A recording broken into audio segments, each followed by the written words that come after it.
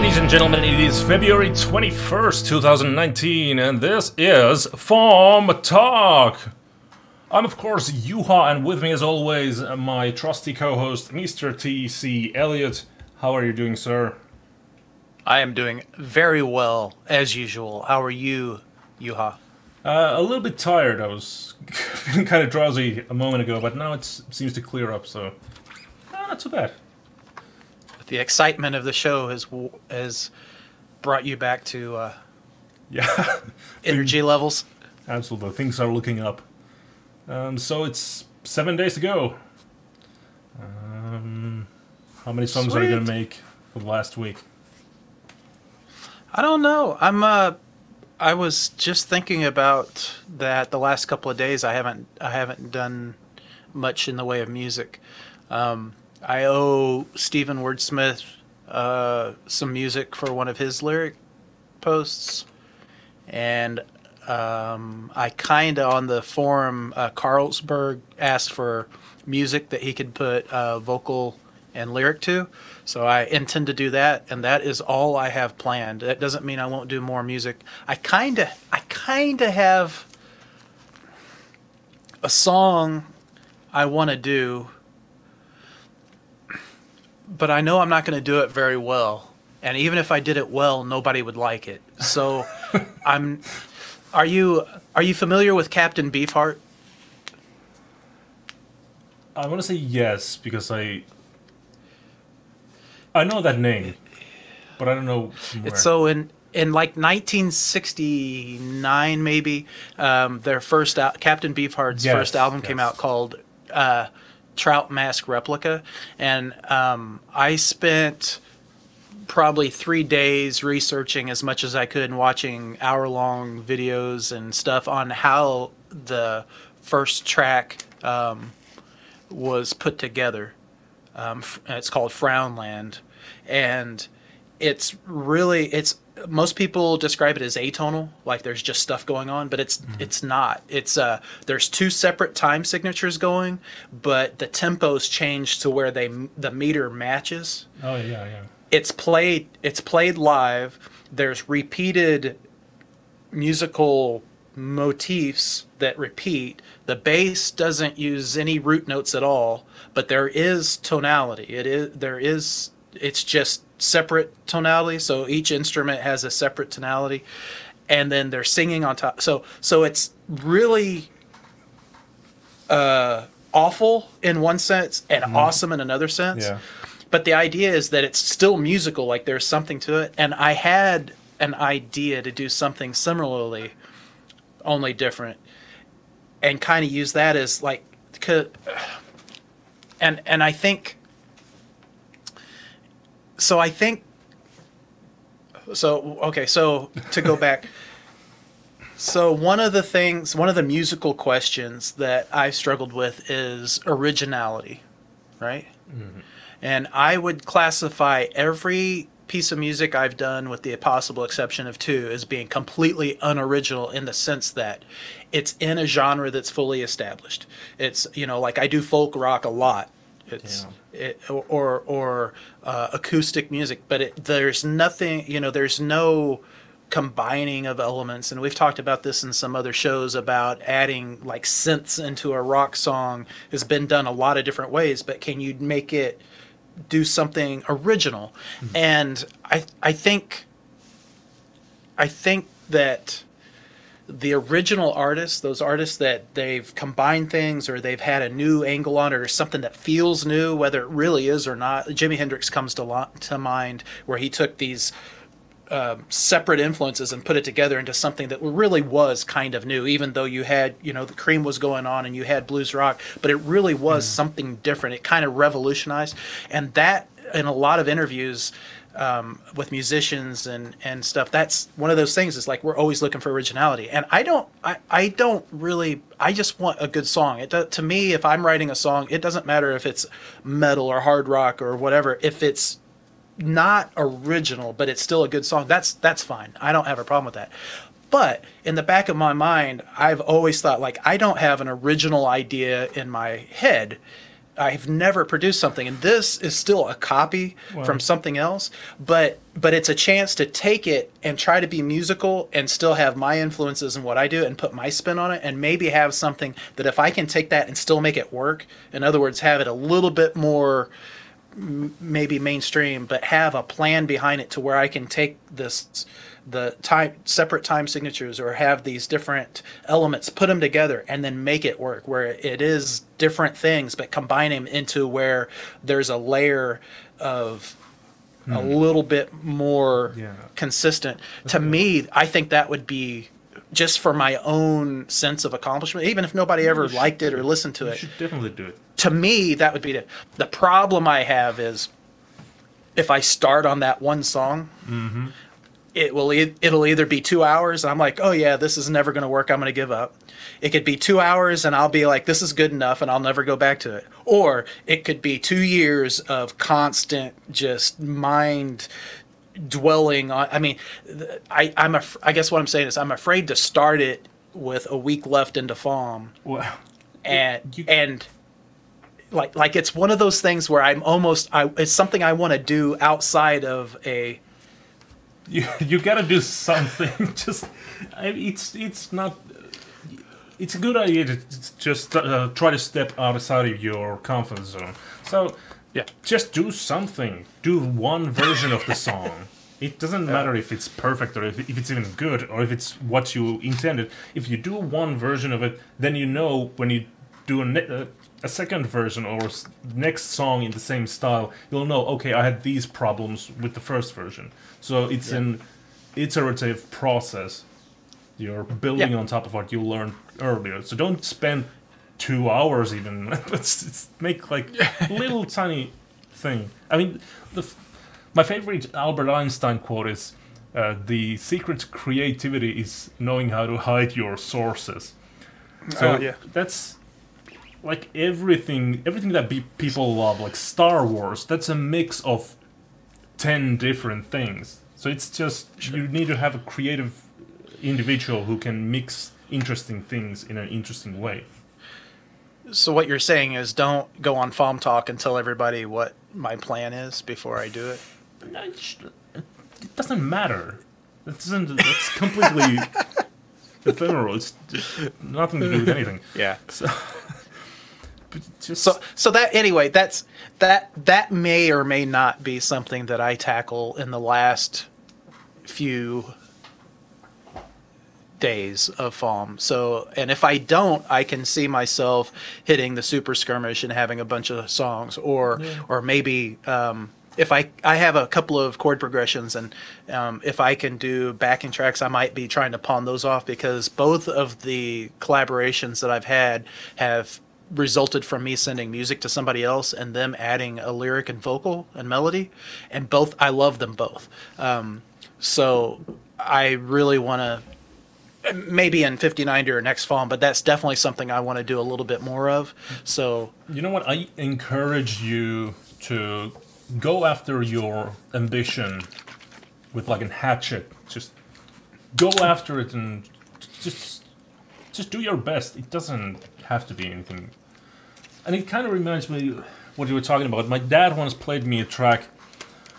Oh, I wish I knew who it was by, but it was like this marching band conductor or whatever. He's just a guy who loves marching band music, and he made this similar to what you were describing, where it starts to go like out of phase, and it's I think it's like 40 minutes long, the track, and then it goes to weird places, and at the end it like comes back to this like it's weird like marching band music. The Captain Beefheart. As you know, I listen to a lot of music on Spotify. So one fateful I think it was January week, I got an album by Captain Beefheart. I remember the name distinctly, but I don't quite remember what the music was like. Yeah, you should definitely give that track a try, because it sounds like it's a stepping stone for you. It's something you really want to do. I yeah, I had the idea a couple of weeks. I had it in January at some time, and I actually did a lot of research, and then I purposely didn't tackle it right away because I want to kind of forget, or I guess internalize what I read and what I learned. So I don't want it to be just a copy of what they did, and it's not going to be. There's no way I could do that, but yeah, it's. I think you've given me the idea to maybe not try to do a full-fledged track, but maybe do elements, do soundscapes or parts of, and see where it goes. Sound experiments, and maybe from that go into maybe a longer track, or even. Yeah, sounds great. I think I appreciate the encouragement. No, anyway, it's like I do a lot of creative endeavors. When I'm lacking inspiration, it's the worst thing in the world. When I'm just sitting here and thinking about what on earth I'm gonna do about any of these projects I have, or I'm just lacking inspiration. So to me, it sounds like you have inspiration, and you should definitely try to take advantage of that. Yeah, it's. I think part of it is a version of writer's block, in that kind of what we were talking before is like, FAWM is made. You're exactly your point. FAWM is made for you to just try things, and like Eric was saying the other day. It doesn't have to be fully fledged. Just try something, and I think my vision, like what I want it to be, is kind of getting in the way of me starting it. My advice, which is it's unfair. But my advice is hold on to your vision. Don't even attempt that vision right off the bat. Make something that is kind of similar to what you're thinking about, and just give it a try, give it a spin, do a simple, funny little thing, and then you have experience, so you know what you're up against when you're finally trying to do your magnum opus. Yeah, it's kind of like when I was reading somewhere, if you have this big goal, the best thing to do is to chop it up into little goals and hit attainable goals one after another that lead to a bigger purpose. And instead of having this big vision of this is what it's going to be awesome, and then being afraid to start or not knowing where to start, it's to do something and then go from there and see what you have to do and learn as a process. Something you're actually talking about, where you'll in the past, where you'll find something, you just learn everything you can about it, you go all in, but that doesn't mean the first thing you do is the ultimate. It's a learning process, and allow it to be a learning process. It's not fair to the song or to the idea if you're trying to make it live up to some maybe unrealistic expectation right off the bat. It's just try it and see what happens, and allow it to maybe curve and go to a different direction. And I think I think I needed you to remind me that it's okay to just have fun and see what happens. That's exactly right. I mean, that's what I taught all my game development prodigies. you have to have, like, in game development, you have to have two different mindsets, and it's a little bit different than compared to songwriting, because it's a massive endeavor whenever you start working on a game project. But you need to have two different mindsets, and one is this sort of creative mindset where you make a window with a sledgehammer and you just make a mess everywhere, start sticking googly eyes on everything, and use paint brushes and just make a mess. And you need that. You have to have that. You can't get anything done unless you have that mode. And the second thing is you need to have this sort of super organized mode where you fix everything, put everything in its designated place, and just organize everything. And when you make a mess, you can then organize it, and then you have a clear slate where you can start making another mess on.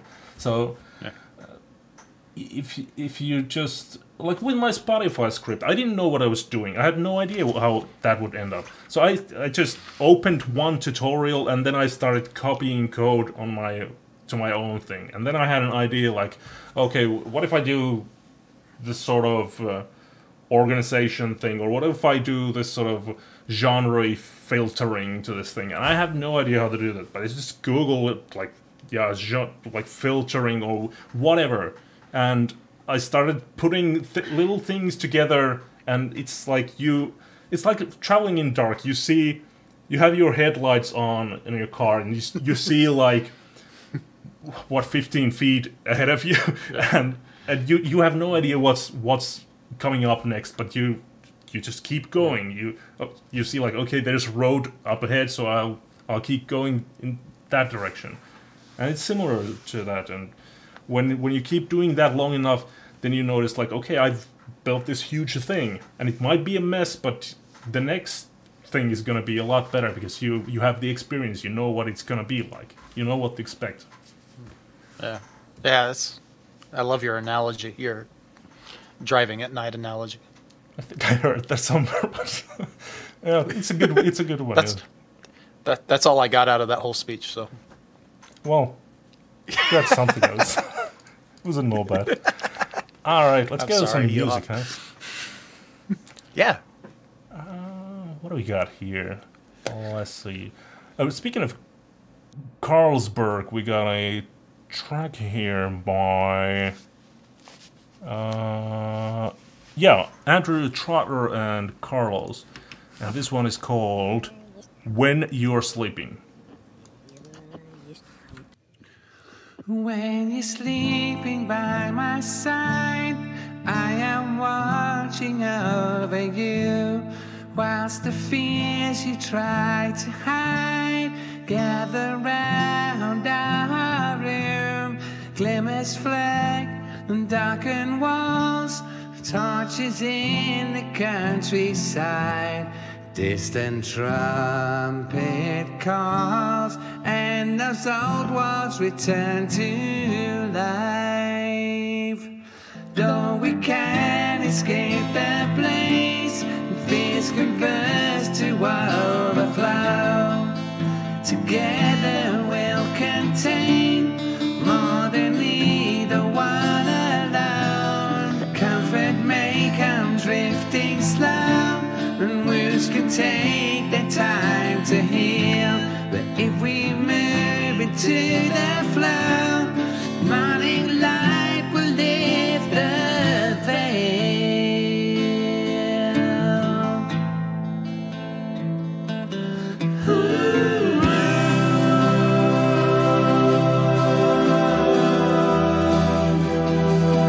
When you're sleeping by my side,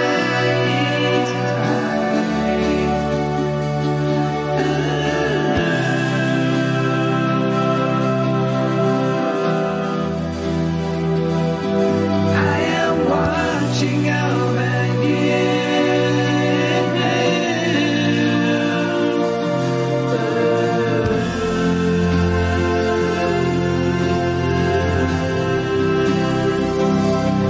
When you're sleeping by my I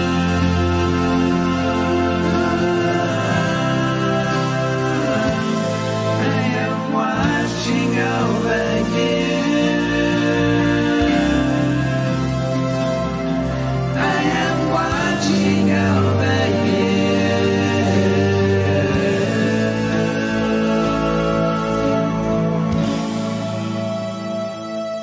Over you.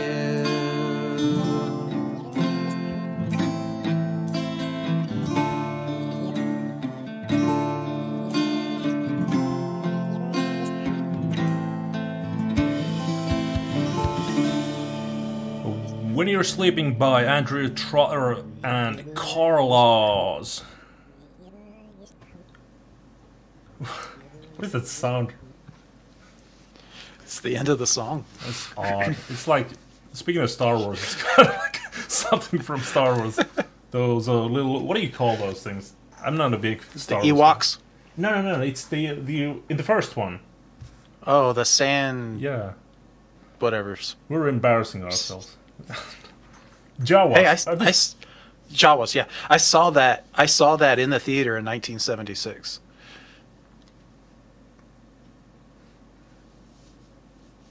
I'm just saying, it's been a long time. I don't remember everything about it. So that was the only time you saw it? It's the only time I saw it in the theater.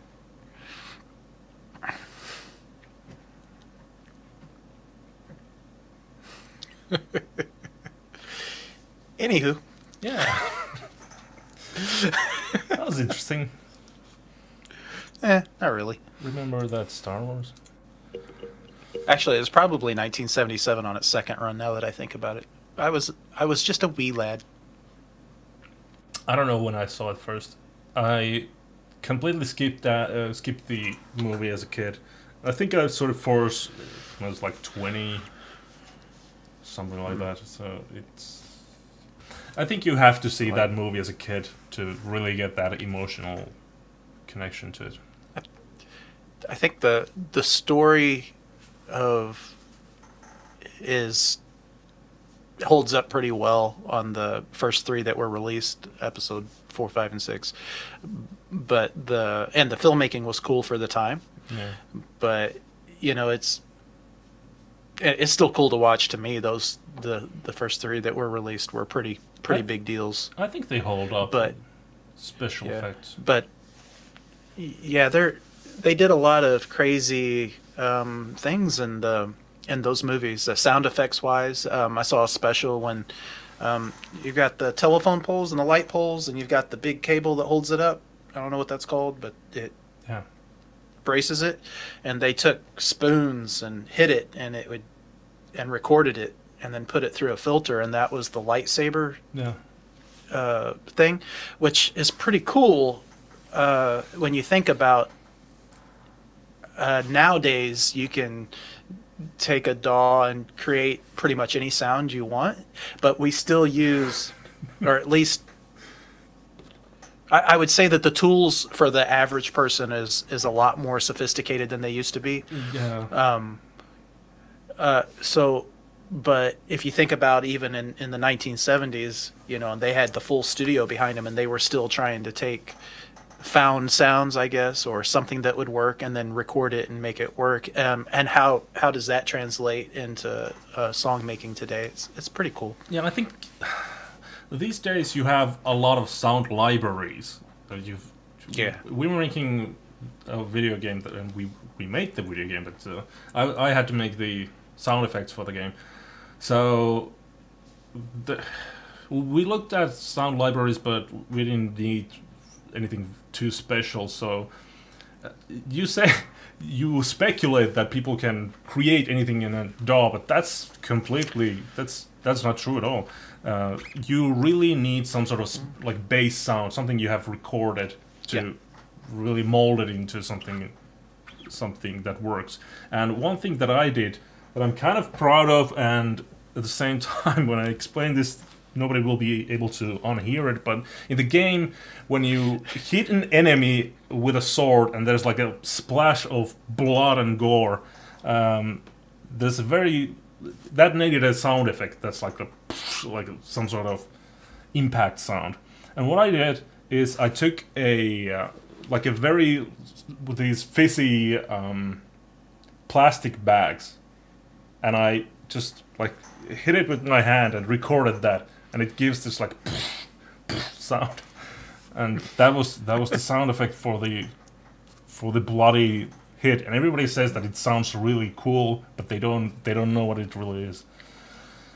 That's awesome. Yeah, sound effects. That's an interesting world, and you can. In fact, I was making sound effects for the intro to FAWMtalk, and there's like a part where the motorcycle crashes to the building. And I had nothing to work with. I had like really bad free sounds that I found on the internet, like some sort of rumble and like really hissy construction site like sound. And I just took them and combined them and high-passed and low-passed and did all that stuff, and it just sounds very authentic. I don't know how it happened. A happy accident. But speaking of Star Wars, Sweet. the soundtrack is just phenomenal. I was at a show where there was a symphony orchestra playing the. I think that was the ending from the episode 6, and that was an emotional experience to me, listening to that music just played by real orchestra. And I don't really know why. It's somehow, without that soundtrack, those movies wouldn't be what they are. It really, really boosts the emotional aspects of. Yeah, John Williams has a sound that, and I haven't heard all of his stuff by any stretch, or even a lot of his stuff, but he does have a sound that I now associate with those movies and those types of action adventure and that sort of thing. I think a lot of the themes and a lot of the musical score that he used was so appropriate, but not necessarily what I would have thought. Like today, when I see a scene and I try to do something with it, it's still not. I guess what I'm trying to say is it's still orchestral based, as opposed to modern times. A lot of times it's a soundscape of some sort, where it really, his background was writing for an orchestra. He was doing these pieces, and you don't always get that. There's lots of movies that do that, and there's lots of scores that do that, but you don't always get the same effect with this kind of Indiana Jones in space movie with this real classical sound coming together and working really well. I'm really surprised. So when I was, it was in the 80s, so probably about the time the episode 6 came out, or a little after that, I guess. My uncle had got on CD, so CDs were still relatively new, and got all the score from all 3 movies, and we were listening to that, and it held up without the movie. It definitely holds up well. Yeah, I think these days, I mean, at the show it was like a sci-fi music, sci-fi orchestral pieces, and they played a lot of different tunes from different movies, and I think these days it's a bit of a staple that you have to have that huge orchestral sound in a sci-fi movie. But back then, I think Star Wars was pretty much the first one that did it. So I was pretty young when that came out, but I'm trying to remember movies before that one, and I don't remember. I guess I don't remember many space movies before that, to be honest with you. So I remember hearing some sort of interview. I don't know, maybe it was about something else, but I think it was about Star Wars, and they were talking about this, like, they thought that people were insane because they didn't want that sort of weird synthesized or all those weird like space sounds. But they actually wanted an orchestra. Yeah, and if you think about it, like even in the 80s, which, I'm thinking maybe 10 years after that, but if you think about it, if at that time, so in the 70s, synthesizers were really, I guess, coming into their own, where it's easier, I guess, becoming more popular and more recognizable. In the 80s, they just hit where people had so many options, and it was a lot easier to do some things, and you had a lot of bands using synthesized based music. But if you think about it, okay, space, it's new technology, and then you have this synthesizer that is kind of the cutting edge of music in a lot of ways, at least in sound synthesis. It should go together, but in a way it almost worked. It definitely works great, and to me almost works better when you listen and you have a more traditional base on your music with the element. Yeah. And it just goes to show you that what you can do with traditional music or elements of music or new music is that you can create an emotion, you can create a feel, and it doesn't always matter, or it doesn't necessarily depend on what instrument you're playing.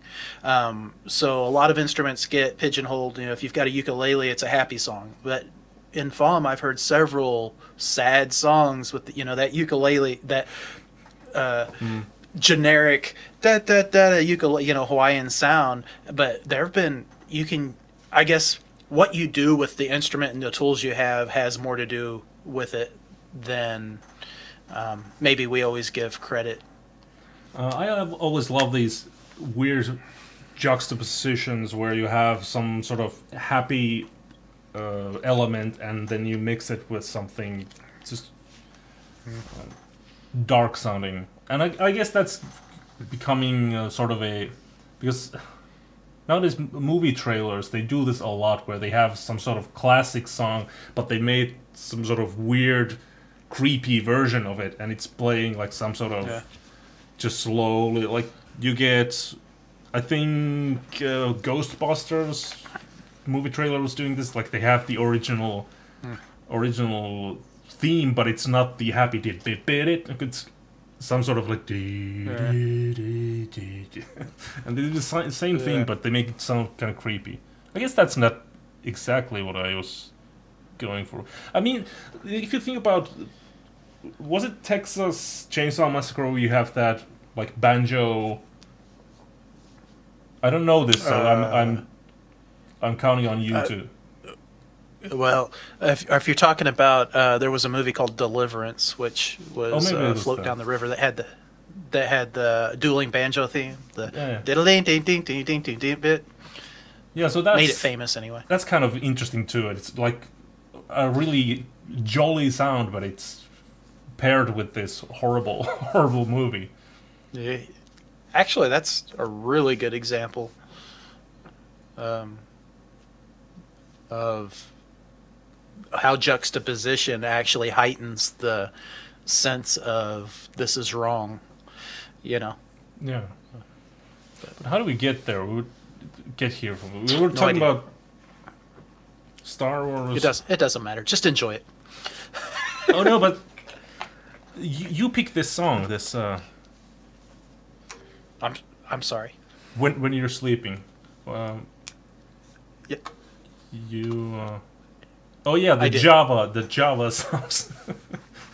Yeah. Was that the reason why you picked it? No. I have. I don't know. There was something about this one.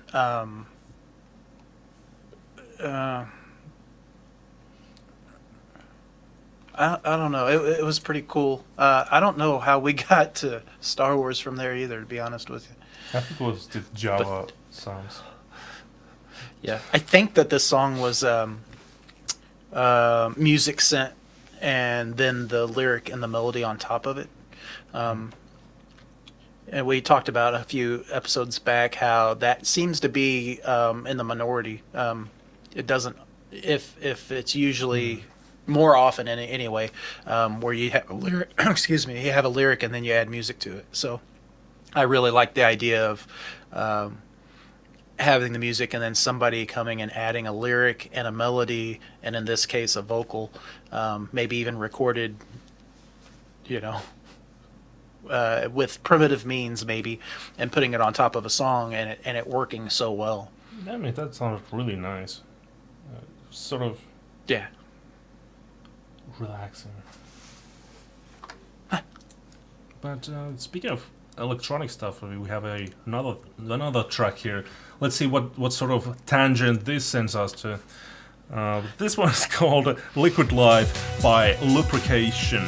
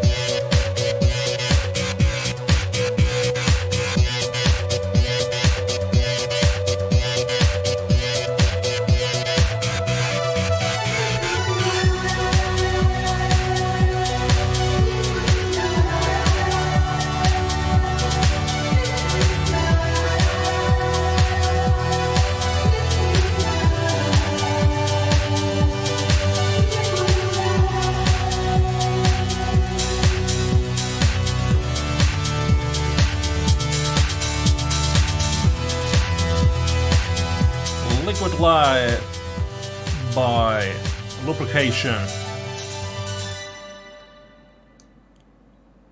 Wow, that was nice.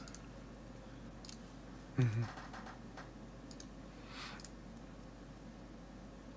It was such a journey. There was so many different parts in the song. It's when you start to get kind of like, okay, this is the groove. It's going to, then it starts to build up, and it's like, whoa, take notice, and then it drops into this vast emptiness. It's like dropping into a canyon or something, and the vocals, they really like boost it up. I remember the first time I heard it, when the vocals came in, it was almost a shock, because of the way that it started out and built up, and then I was just completely not expecting that element to come in, and it felt right. So like, I think this is one of those, we talked about titles, the way the vocal works and the effect on the vocal, the title, like that really the title seemed to work for me with that. Especially with the vocal, where some of the other elements it kind of, like you said, it kind of builds and then kind of comes in and it builds. It's almost like a wave, maybe, like where it's kind of building and coming back, and maybe different size waves. I can kind of see that, but it was the vocal that really brought the title into working. And I know sometimes it's hard to have a title that really relates to a track when it's electronic based. It's like, how do you label this? What do you call this? But yeah, this was some of the sounds in there. It was with no guitars, but it gave me the same effect as a distorted guitar came in there, and it was kind of staccato. There was so I kind of like that element of it too. Yeah, so when you don't have an electric guitar, or you can't play one, or you can get the same effect with just synthesized sound. You gotta be a little bit creative with it, and it's not gonna be the same. Of course, nobody's gonna think like, "Well, this guitar sounds great," but it gives you the same effect. It like pushes you the same way that guitar sound. Yeah, I definitely got that. Some of the elements in this track, I definitely got that same feeling I got as a teenager, and hearing that hard rock when it comes in and wanting to pick up the guitar. I had that same feeling when I was like, oh yeah, that rocked. So I don't always get that feeling in electronic music. I think that might be an interesting challenge, is where you take a song of some maybe even a song or some sort of some style or genre, and you change all the instruments in the genre. So if you have like a folk song, you have, what do you have in a folk song? A bass guitar, acoustic guitar. It's really, typically traditional folk. It's really acoustic guitar oriented. It's very heavy, multiple acoustic guitars at times. With modern folk music, it's really not limited, but typically it's a little bit more sparse arrangements. Yeah. So maybe if you had that sort of arrangement, you could take like the acoustic guitar and then just find a sound that gives you the same effect. It gives you the same emotional effect that you're looking for. So I don't know, with a synthesizer you could go many different ways, but it would be interesting to like hear if you don't strictly try to synthesize an acoustic guitar sound, but just go with something different but kind of similar, or something different that gives you a similar effect. Yeah, but that would be like purely electronic folk music. I'd be interested in hearing that. So yeah, I think I might be interested in seeing how that could be done, but that might be a good lesson no matter what the genre is. If you take maybe a lesson in taking hard rock and taking it into more an acoustic bass, you can hear I guess that brings to mind the bluegrass covers of the hard rock songs that come around, and I grew up with a lot of bluegrass from my father's record collection, and what he liked to listen to. So I really get a kick out of listening to like AC/DC done with bluegrass instruments, because I grew up loving Back in Black, but literally at the same time, I was going to bluegrass concerts with my dad. So the combining of those things, to me, it's just it wasn't really a novelty. It was, oh yeah, this is the way it should have been all along, you know. And oh, that's nice. I've heard. That's nice. No. I've heard a lot of different versions of Iron Maiden tracks, and like I was telling you earlier, I used to be a huge Iron Maiden fan, and I kind of am still. I like the songs. I've never been in a concert, but that's one of the things. They don't really play their songs the way they used to. They played a lot faster, but then they consciously started to just slow them down because they felt like the songs weren't the same. So I wanted to hear them when they would play like fast, to kind of speed them up. But yeah, I've heard a lot of different versions. Like one was this very folky type of. I think they did a whole album of just acoustic guitars and violins and that sort of things. A lot of these vocal harmonies. And it's an interesting sound, but I didn't really get into it that much. And there have been others like death metal versions, and oh boy, blues versions, electronic versions, and I just never. It sounds good the way it is. So it's nice when somebody actually makes a version that speaks to someone else. So yeah, to me they always come off kind of as you say, a novelty. Yeah, I wonder if you can take like the genre and maybe do that. So you're taking metal and going into these other instruments and doing something like it, as opposed to taking a song and trying to do it. Because I think sometimes you hear that other new version of the song, and because we get attached to and like the original so well, it doesn't matter how well it's done or even if it has value, sometimes there's always a bit of you that, all right, let's listen to the way it was done originally. Yeah, it's interesting. I've done a lot of these sort of acoustic pieces during the years, and I've gotten a lot of comments, surprisingly many comments, to say that this sounds like acoustic metal, or comments like that. Yeah. It's weird how you come from sort of a metal background and then it affects the way you write even acoustic pieces. Yeah, and I could definitely, I think I could hear how that could definitely be true. I wonder how much of that is you sound like it sounds like metal playing, or how much that is it's because it's Yuha doing it. The preconceived notion is it's going to be metal when they hear it, no matter what it is. But I think you've done a lot of different things, so that's not necessarily the case anymore. But I know the first couple of years that I was really paying attention to what you were doing, you know, there was a lot of heavy tracks or heavier tracks that was kind of what, not all you did, but it was kind of what I expected, so that when it was something not as heavy, it was kind of a surprise, and sometimes a refreshing surprise. It's not that those songs weren't good or I didn't enjoy them, but when you get something that's good, not what you expected, that's got a bigger impact on you. Yeah, you make a fair point.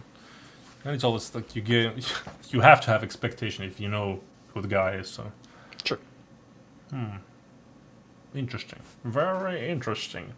Let's see what else we have. Oh. Let's do more music this time, I guess. I feel like we've been slacking on the music front a little bit. Yeah, a little bit. Maybe a little. Let's see. I agree. This one is good. Circles. The song is called Circles by Liz Frenchman and Ednama17.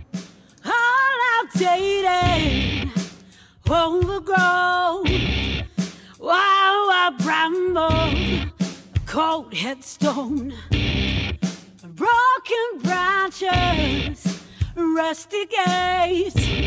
How long do I tempt fate? Circles and circles, I go round and round and round. Lucky with something that can't be found. Circles and circles, I go round and round and round. Lucky with something that can't be found.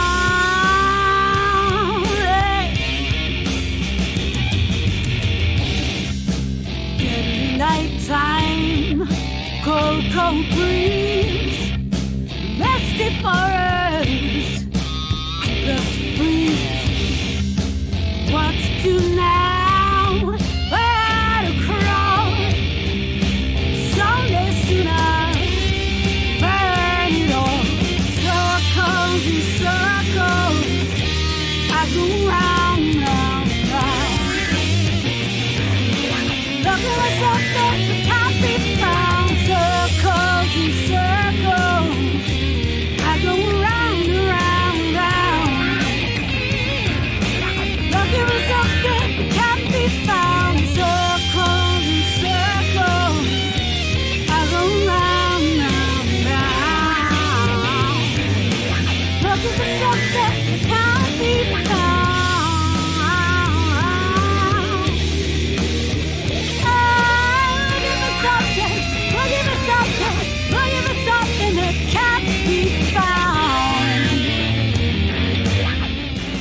Circles by Liz Frenchman and Adnama 17. Wow, that's that's a powerful voice, and it was so powerful, in fact, that we kind of lost TC here for a moment. Oh, goodness gracious. What happened? Every once in a while, when I unmute, it just goes... Oh, lordy.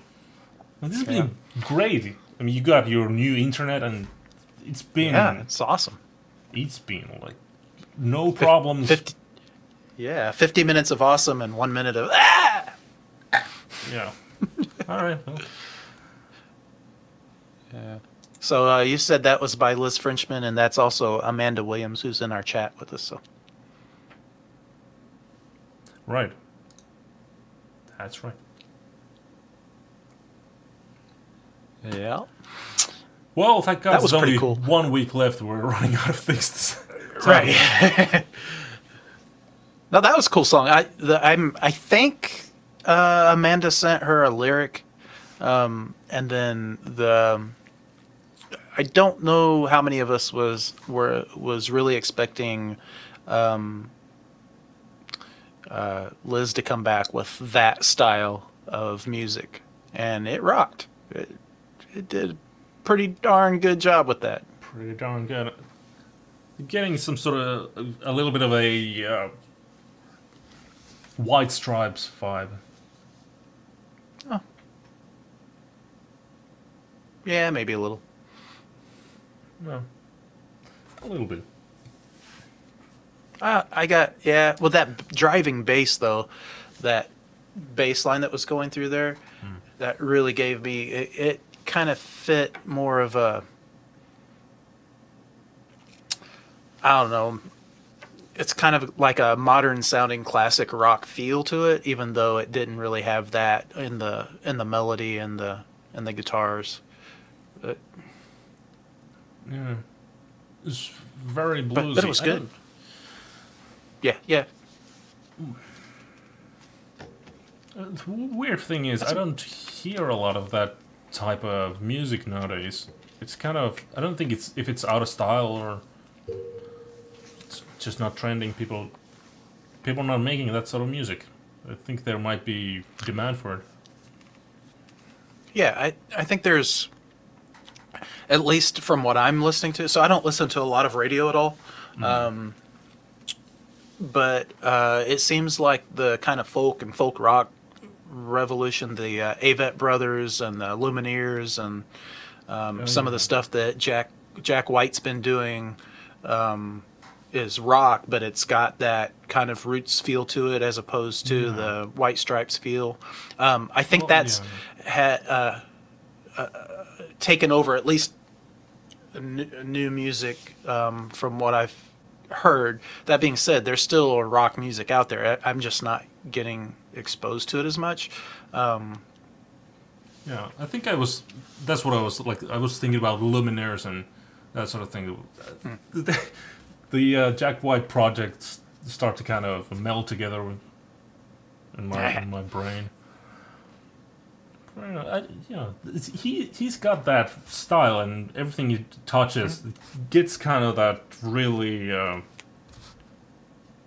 raunchy sound. It's really gritty, and there's not much gritty stuff out there these days, like released from record companies or even independent stuff.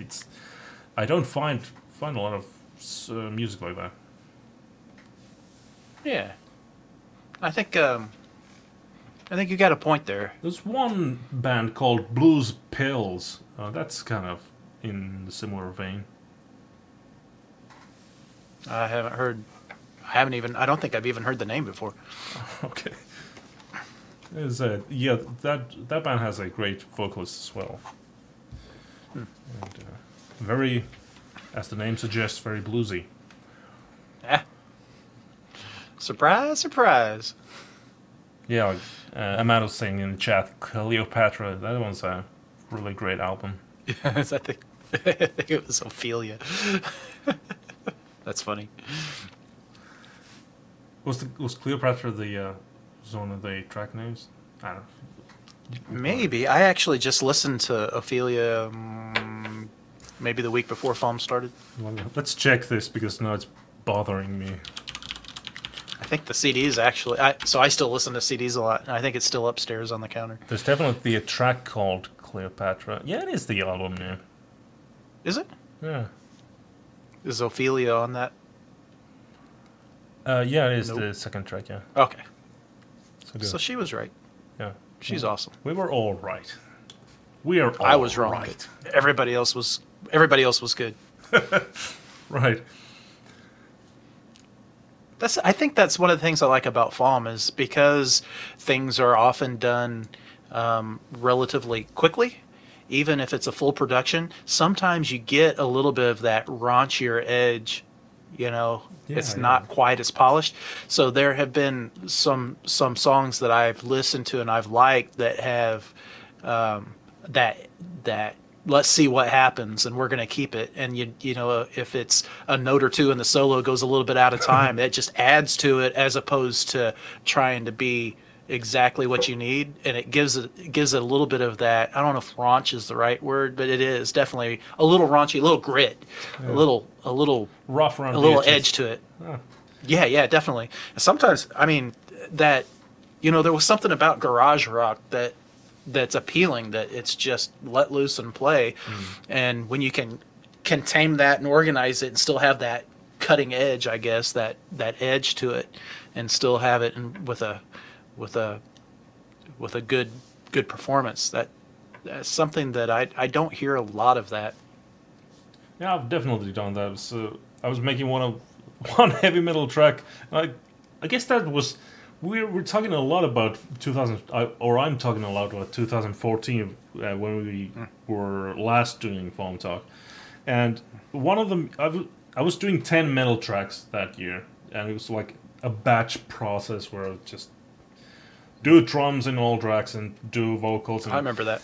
And one of the tracks, the vocals were just horribly off. I recorded the vocals, and one part was like I was singing at least a semitone the wrong places.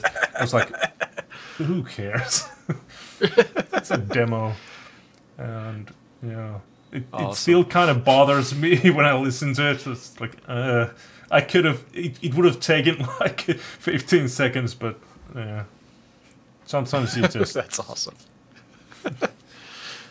Sometimes you just go with it. Yep. Yeah, but that was. Yeah, I've got a couple of songs even this FAWM where I'm listening to. I'm like, oh, it's FAWM though. Yeah, Actually, the last song fight song I did was "Walk Steady," and there's already been a couple of reviews over at the song fight page on the boards, and one of the reviews is exactly how I feel about it. They're like, "Oh, I think the song was well written. It's probably one of the better written songs I've heard by you." So I'm like, "Okay, yeah, oh, yeah." And they said, "But the vocals, how did they politely put it? I don't know how they put it, but they basically said, yeah, the vocals suck." They didn't put it that way, and they're right. It's in the wrong key, and I mean, my voice wouldn't work that day. Like I couldn't.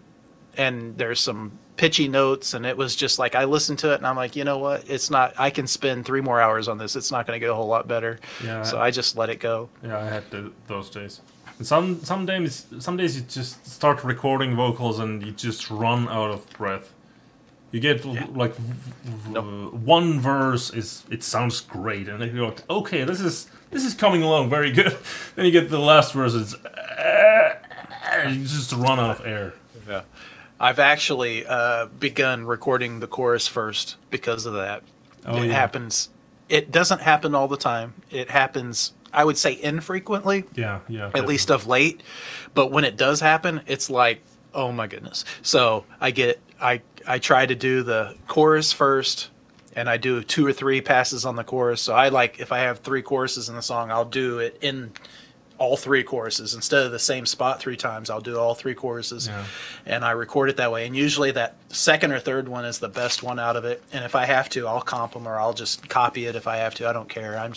But I got one good one. And then I go into the verses, and I figure if I lose a little bit of power, if it's not quite right, that's just an organic way of building tension and having the chorus be more powerful.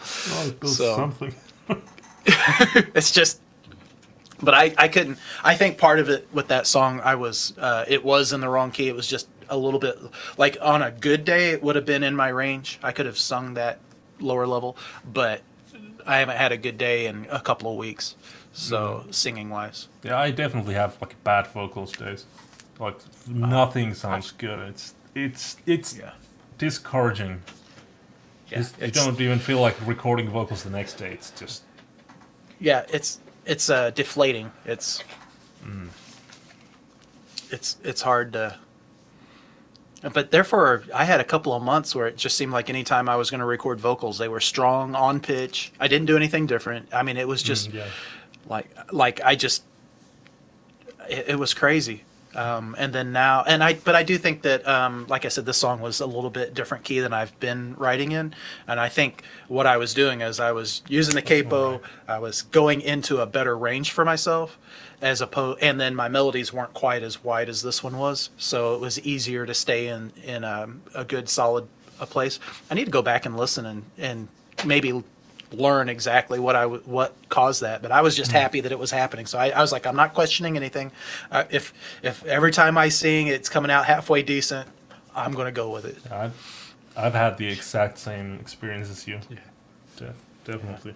I wonder, are there singers out there who just everything just comes naturally to them? I never practiced. Yeah, I bet that there are really good singers who have that same effect on a regular basis, where there's good days and bad days, but their bad days are so much better than most of us. Yeah, I hate them so much. We need to round them up, those good vocalists, and show them what's what. Yeah. All right. Well. All right. So that was the Thursday FAWMtalk. Yep. And we'll definitely be back this Saturday. Yep. We're trying to ask around and see if we can get another guest to be in the show, because obviously we're running out of things to say. Well, there's always something. We can talk about it. Yeah, we could talk about a different episode of Star Wars.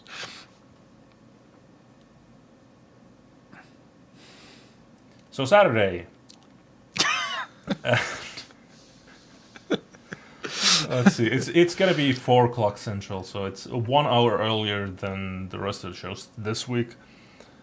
But for the last song, for our last trick, we have a interesting collaboration here by Stephen Wordsmith and Resonance.